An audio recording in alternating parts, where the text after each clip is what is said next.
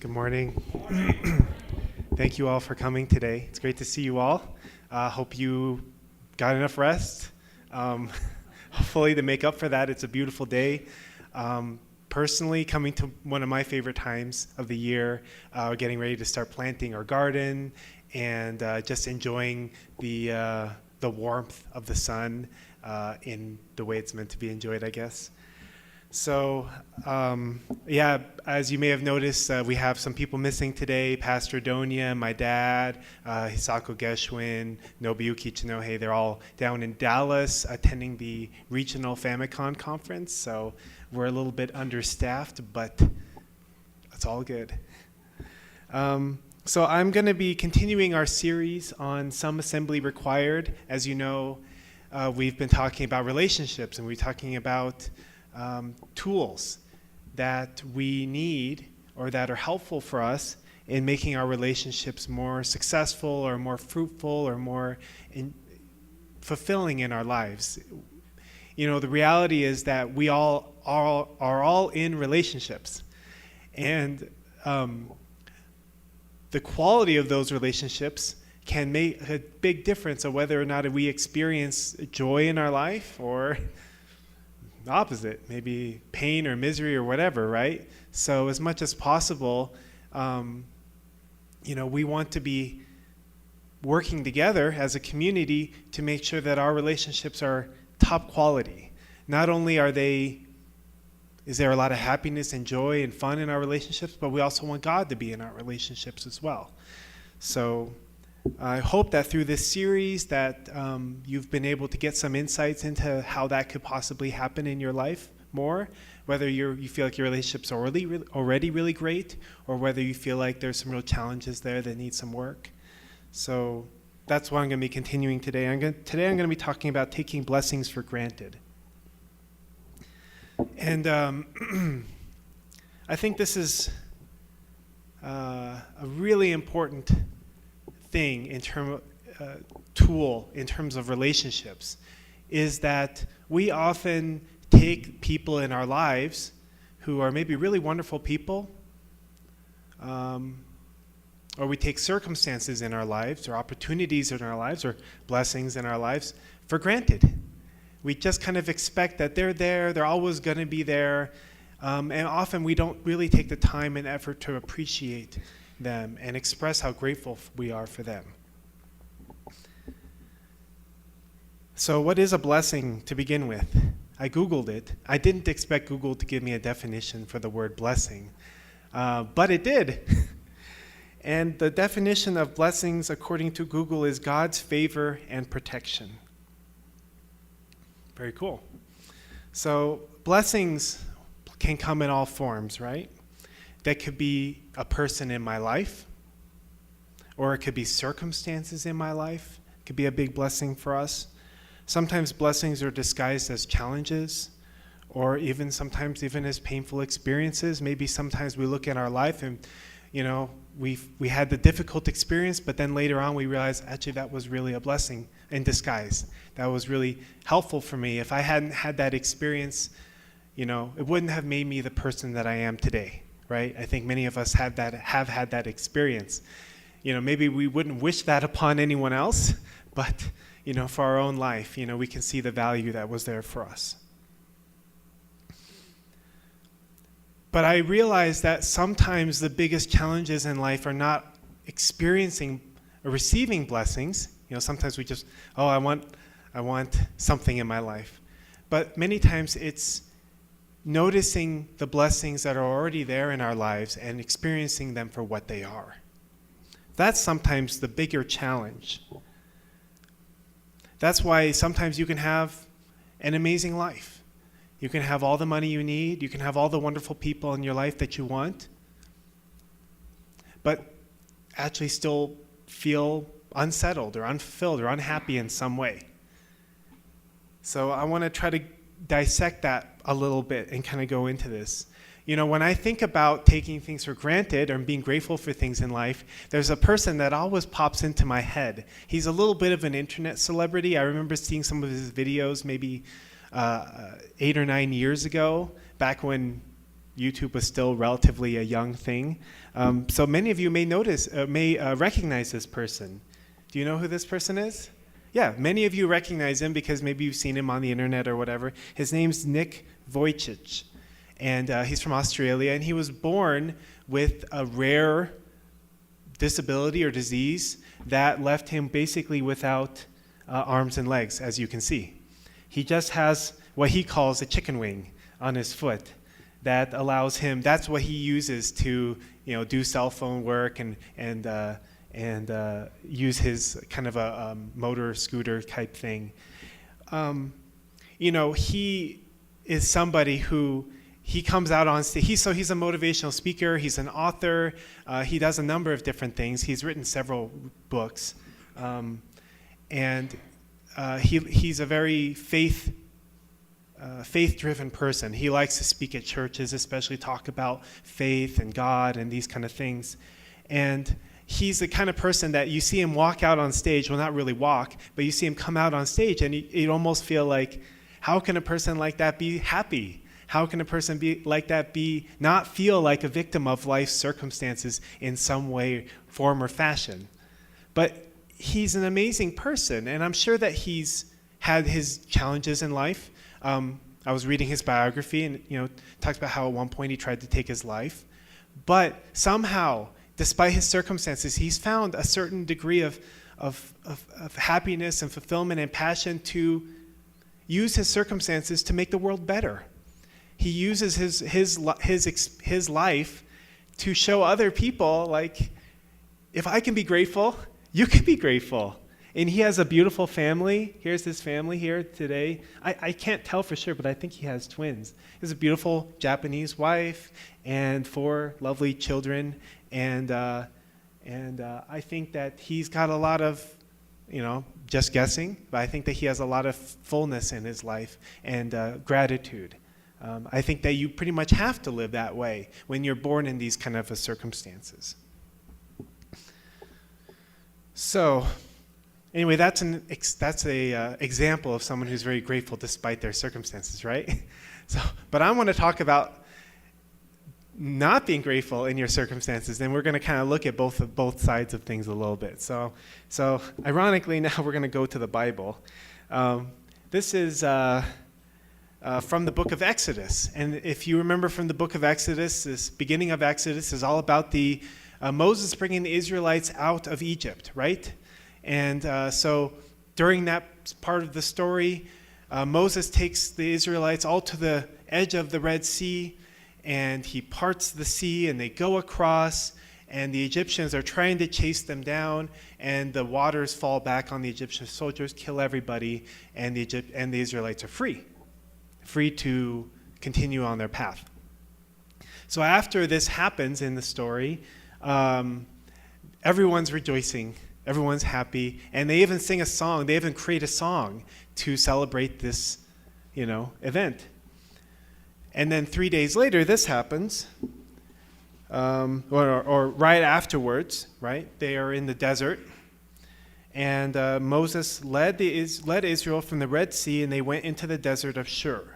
For 3 days, they traveled in the desert without finding water.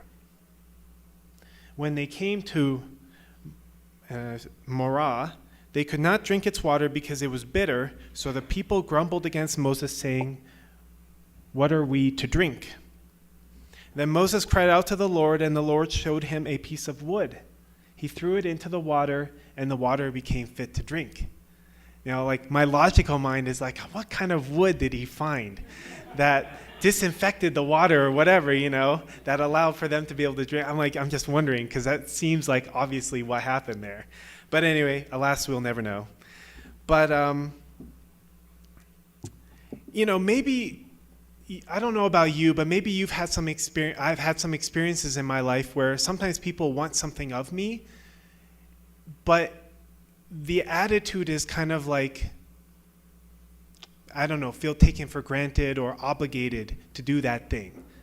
If you've ever had someone maybe ask you for money, and they're like, well, maybe they don't say this, but the mindset kind of feels like, well, you have money and I don't, so you should share the wealth kind of thing. Or maybe you maybe as a child you go to your parents and you kind of have a certain expectation of them, or you feel like, well, you're my parent, you should do this for me and you should do that for me, and this is like, that's what you should do as a parent or something like that. It doesn't feel good. It doesn't feel good when people come to you and have an expectation, or feel like you're obligated to help them for something.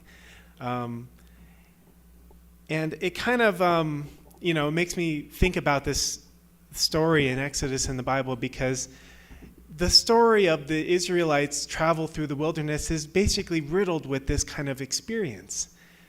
God gives them a blessing. God freed them from their captors, from the Egyptians. Yet, of course, they have to travel through the desert, but, they have the freedom.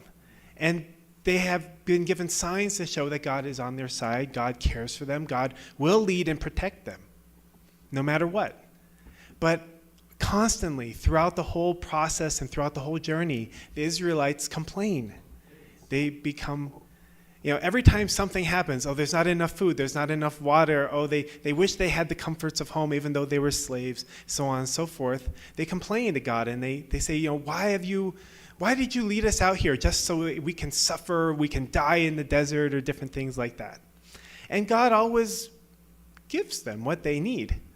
But I wonder how God must have felt. Giving blessings to these people who basically only really were happy after the blessings were given.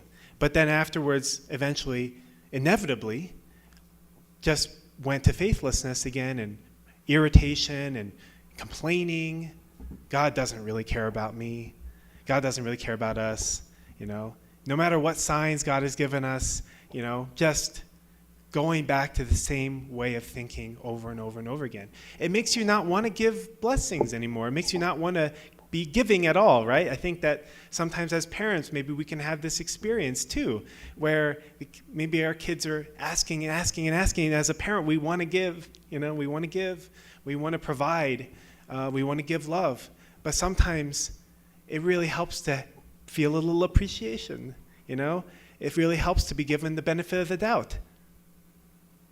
And sometimes we don't do that. And I think that's kind of what I wanted to talk a little bit about today. It's really easy to take things for granted. And, this is something that I've been dealing with lately. So this is part of the reason I want to talk about it for myself. And maybe, hopefully, some of you can feel some resonance with this message as well. Sometimes we have so many blessings in our life, but we take them for granted. We don't really appreciate the people in our lives, the people in our families, or the circumstances that we have that are actually really a blessing for us. And even when good things happen to us, sometimes we just say, I got lucky, or that was a fluke, or it doesn't matter, that was nice. Doesn't really matter in the grand scheme of things. And that's really unfortunate, because when we live our life that way, then we can't ever really experience gratitude or happiness or joy in our life, because we're always setting ourselves up for disappointment. We're always setting ourselves up for a frustrating life.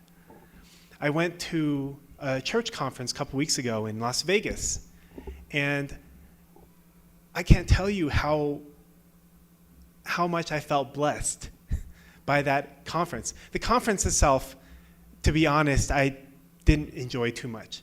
But there were certain aspects of it that I loved. And I had the opportunity to spend some time with my sub-regional leader, Reverend Jackson, and I had some opportunity to spend some time with President Damian Dunkley. And both of them just said, we have no complaints about what you're doing. You're doing a really great job. Please keep going. Just a lot of encouragement and validation. And even at one point, Damien just asked me to come up on stage and share a little testimony about some things that are happening in our community. And then as I was getting down off the stage, Damien was like, Wasn't that wonderful? Doesn't that make you want to move to Colorado? Makes me want to move to Colorado. I was like, wow, where did that come from? That's really cool. And then, to top it all off, and totally unexpected and random in some ways, one of the members from Texas came up to me and just gave me an envelope with $500 in it. Just said, "This is for you. You know, this is a gift." And I was like, "Wow," you know. But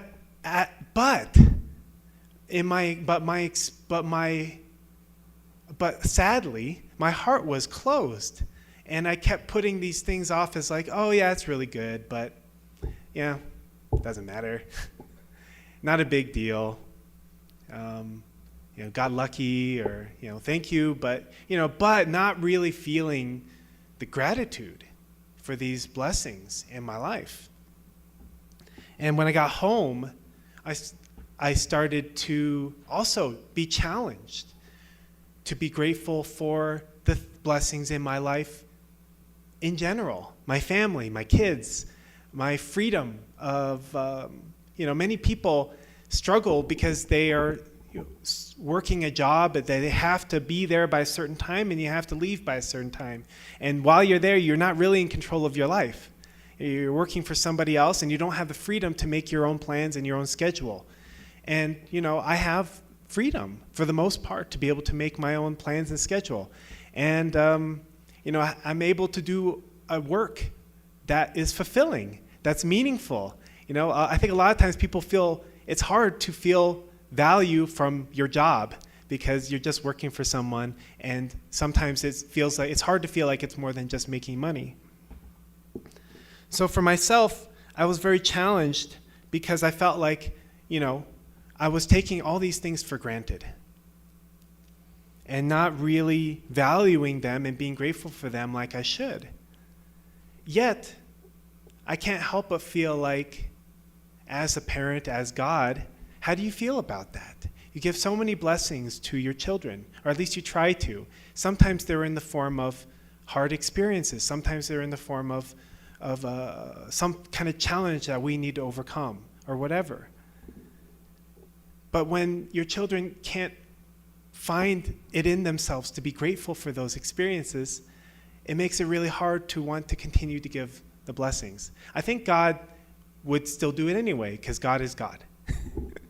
God is a love that's much, I like to say, the creation is a reflection of the Creator. And God must have more love. God must have more gratitude. God must have more capacity for those things than the collectiveness of human beings. So if you imagine the most grateful person, the most giving person, the most unconditional person, God must be more than that, just by logic, right? Just by logic.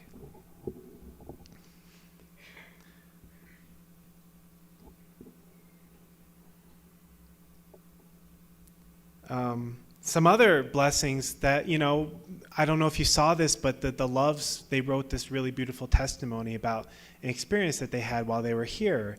And that testimony has gone all over the world and getting a lot of messages from people about that. It's a blessing. I feel like that's a blessing, like to be able to share something that you were able to do for somebody, but not have to toot your own horn to do it. I was really grateful for that. Also, I just found out yesterday that headquarters is going to support our renovation project. They're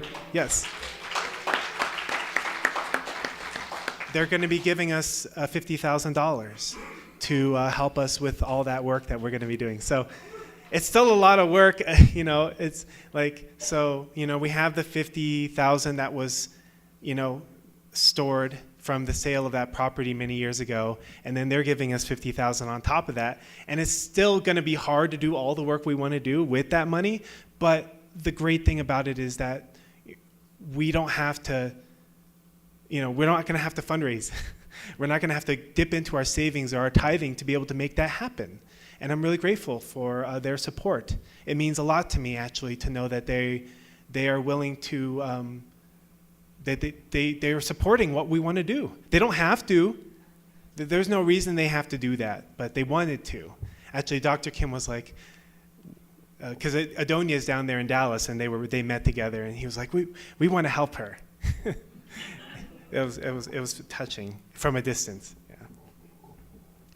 So it's easy to take experiences in our life for granted. It's easy to take people in our life for granted.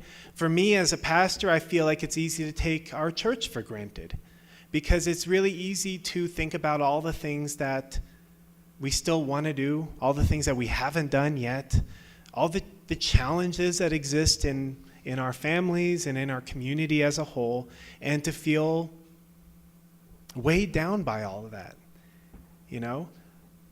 But not recognizing how far we've come, not recognizing what we have accomplished, and how much has been invested and how much has been given to get us to the point where we're at now. And, I want to tell you that if you have ever felt taken for granted by us or by this church, I really apologize for that, because it was definitely not my intention. But I do recognize that, we have taken people for granted. And sometimes we just kind of expect certain things from people. But I don't think that really is the heart of God. And we need to do better in that way.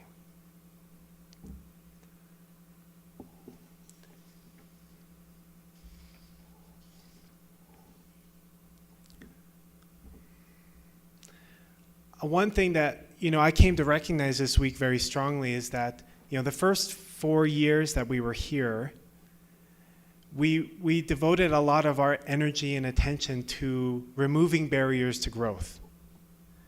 We made a lot of effort to identify, okay, what's causing problems? What's causing conflict? What's stopping growth? And then putting a lot of effort into addressing those things, whether it was reorganizing our church structure, or the way we deal with finances, or the way that we deal with new guests and new members who come, the education that's in place to take care of those people, so many, many different things. And I recognize that I'm somewhat good at that. I'm somewhat good at noticing what are the problems and then trying to find some creative solutions to deal with that. But we hit a certain point, I'd say about a year ago or so, that that really stopped being a thing. Yeah, I mean, we have problems, It's never going to go away.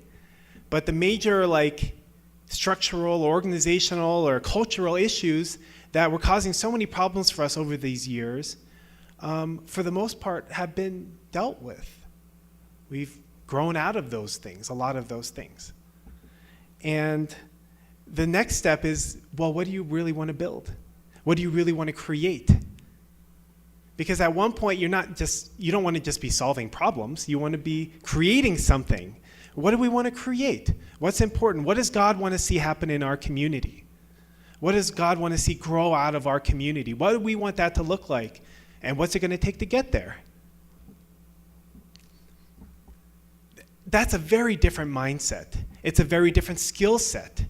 And it requires, frankly, a big shift of mind, a big shift that I find to be very uncomfortable, because it doesn't feel natural to me. I think it's more natural for Adonia, so God bless her. She really has more of that, I think, that heart and that character. But, still, we can't think back on that time and say, oh, that didn't matter so much. Actually, I think it mattered a lot. And my challenge is really being grateful for it. Have you seen, probably some of you have seen this Marie Kondo, this, what's it called? This, Art of Tidying Up. And there's a Japanese word for it. I'm trying to remember what it is. Come on, Japanese members. Okay, there's a word, but I can't remember what it is right now. But she talks about that when you she promotes kind of a minimalistic lifestyle, right? Getting rid of things that don't bring you joy, that you don't really need. But there's an internal aspect of that as well, which is saying thank you. You know, maybe you do give something away that you don't need anymore. Maybe you throw something away that's beyond its use. But you don't just throw it away saying, oh, good riddance. Have more space in my closet now or whatever. But no, her perspective is thank you. Thank you. Say great thank you for that item, even if it's like a pair of pants or like, something. And then give it away gratefully. And I think that sometimes we feel like we have things in our life that we want to get rid of. We don't see the value of that in our life. And one thing that I've really tried to take to heart at this time in my life is, we don't want to do things resentfully. We don't want to try to get rid of things in our life because they upset us, because they anger us, or because we don't see their value. But if we do need to move on in some way in our life, like for example, moving on from one stage of growth in our church to another stage of growth in our church, we need to do it with gratitude. At least that's the way I have been looking at it.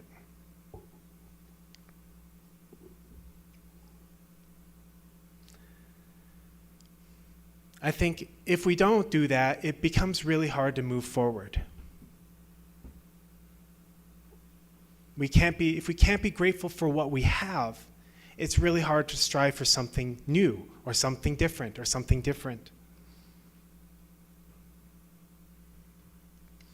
So we have to be thinking, we have to be asking ourselves, what is God's point of view on all of this? What is God's point of view on me, in my life, or you in your life? So I want to share a few quotes that I really enjoyed that talk about this a little bit. These are from our founder, Reverend Moon.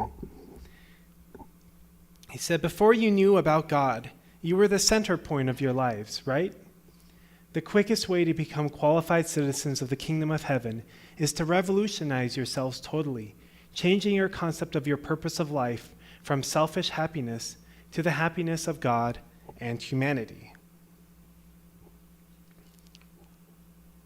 You may feel that you don't have any particular talent, but don't ever envy another person whom you consider gifted. Being born without an obvious talent can in itself be called a gift. Many people have a difficult time in life because of their so-called talent. You must really take hold of everything in your life like that. This is not just a way of coping, it is a better attitude and a way of life than the man has who was born tall or talented and has all kinds of problems. This morning, I want you to learn that we must simply be aware of being grateful for what we are bestowed with. When you wake up in the morning and see the sun shining, you must be confident that the sun shines for you and not only for someone else. You can even think that if you did not exist, that the sun would have no more use. The birds sing and even the insects buzz to please you rather than anyone else. You have to feel the stars twinkle and the moon shines just for me. We each have to feel like that. Each person should make it a custom with himself to be grateful for the many things that he has been taking for granted. That exists solely for me, and if I don't appreciate it, then it is all wasted, which is just not right. Wherever you go, feel grateful that these things exist for you. Even if it takes much conscious effort to understand, we have to learn this lesson of being grateful for every situation. You can check this point by putting it into practice for 1 week, trying to be always grateful and happy as much as you can. Then at the end of the week, pray to God about anything. You will feel that your prayer will come more freely and be answered right away. It will be like seeing the sunshine. If you feel very unhappy inside, however, like having a cloud over your mind, then at the end of the week, when you pray to heaven, you will feel a heavy feeling and know that your prayer is not working so well. Great stuff.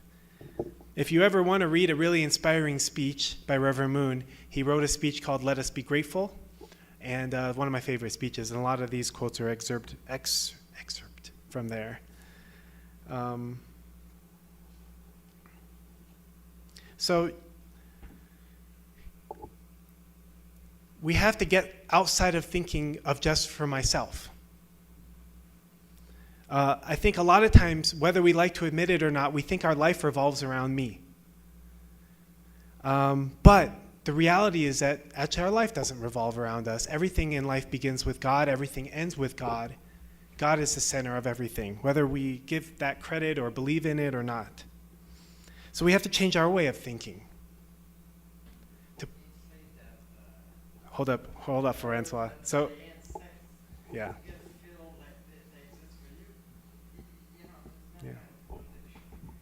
Nope, no, I don't think so. I think, try to read it again. It's not contradictory at all.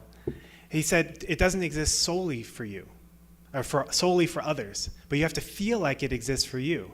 Because a lot of times we can think God's love, it's just a love. Everyone receives God. God loves everyone. Providence of God is moving forward. How much does my life really matter? That's easy to believe. I think that way sometimes. My life doesn't really matter in the grand scheme of things. But what True Father is trying to tell us is that you have to convince yourself, believe that actually your life actually matters to God. That if you weren't living the life you were living, if you weren't the person that you were, then God's love and God's creation and the sun shining would have less value. Like that. So before I finish, I just want to take a couple minutes. I know that a few weeks ago we had the council open sessions. This is an opportunity for people to share some things that are concerning or just things that they want to talk about. And I felt kind of silly. I felt kind of bad. I was like, we've never really talked about those things that have been asked before. Just try to deal with them. Maybe someone suggests, oh, why don't we do this? And then I hear about it, and then we try to do something. But we never really talk about it as a group. So I thought that I would just take a couple minutes to talk about it. Because I knew that when I announced that we were going to turn our chapel into a multi-use room, we were going to take out the pews, we were going to renovate it, and the outside renovation, all this stuff, I knew that was going to be somewhat controversial. I knew that not everybody would like that idea. So I'm really grateful for those of you who came and voiced your opinion about that and other things. First, I just wanted to say that first of all. I really take seriously the points that you made, as much as possible from reading the notes, because I wasn't there. But, I do think it's really important that we somehow find a way to maintain a balance between our renovation work, for example, the practical things that we're doing, but also the spiritual aspects of our church community, the education for youth, the Sunday service experience, the atmosphere that we create here. We take those things very seriously, and I'm very proud of actually so much how far we've come in terms of how much effort we're making to take care of our youth in the last 5 years. It's not perfect. There's lots more that can be done and could be done. But, one of the things that we have to consider is, right now in our church building, we have around 120 to 130 people, depending on the day, right now. But if you look around, there's not even close to that number of people sitting in the pews here. Maybe half, maybe a third. So where are all the other people? They're downstairs. They're prepping lunch. They're doing Sunday school. They're participating in Sunday school. They're serving in some way.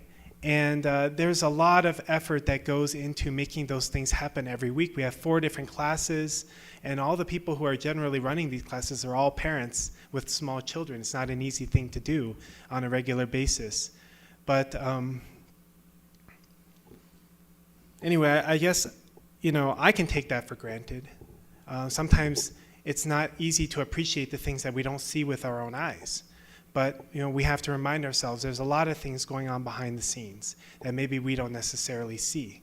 So the best thing that we can do is practice being, not taking things for granted, being grateful for how far we've come, recognize that we have a ways to go still, but we can't be motivated to do that, to move forward or to move upward and onward, because we're not really appreciating the things that we already have. We have to use that appreciation and that gratitude as the launching pad for the things that we do in the future.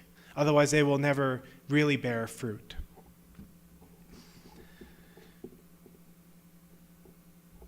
Yeah, and I know that some of the things that we may be trying to do, if done wrong, they will look bad, and they will be ugly, and they will be impractical. So we take that very seriously, and I definitely would love to hear more. If any of you have more of an opinion about how you would like things to look, I can't guarantee that I'm going to, that we're going to change things based off that, but because at the end of the day, someone has to make a decision, and we have to take responsibility for that decision. And if things look bad, then they have to fall on someone's shoulders. But I would love to hear more. Anyone who has anything that they want to say about any of these things, whether it's some of the stuff sitting in the back of the dining room, or renovating the kitchen, or scheduling around the cafe, or whether we should really put digital screens, all that stuff, yeah. So that's all I have to say. Thank you so much. And I'll close with a prayer. Thank you. Dearest Heavenly Parent, we thank you so much for our lives. Even the most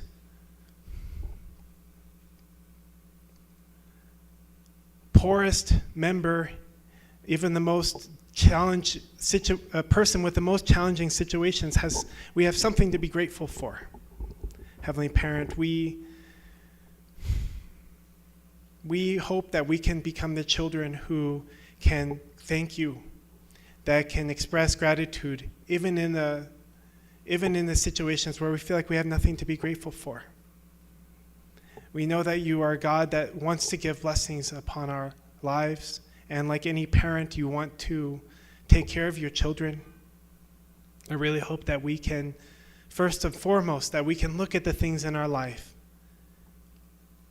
that we have, whether it's our families, our husbands, our wives, our children, our parents, our friends, our coworkers,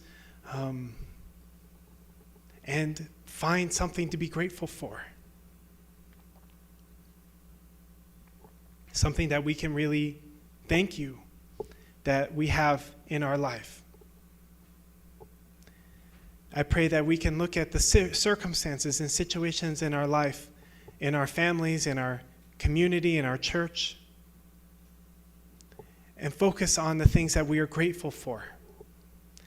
Heavenly Parent, there will always be things that we can look at and complain about and wish, why is my life like this?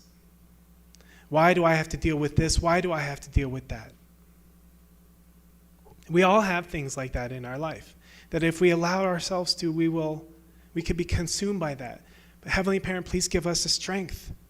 Please give us the wisdom. Please give us the heart to discern. Give us the strength to be grateful, even in those situations where we feel like we have nothing to be grateful for. Please give us the strength to be able to offer our lives to you as a gift, recognizing that you have given us so much. Allow us, Heavenly Parent, to be able to move forward in our lives with joy, with happiness, with fulfillment, being grateful for what has happened in our life up until now. We can't change the past.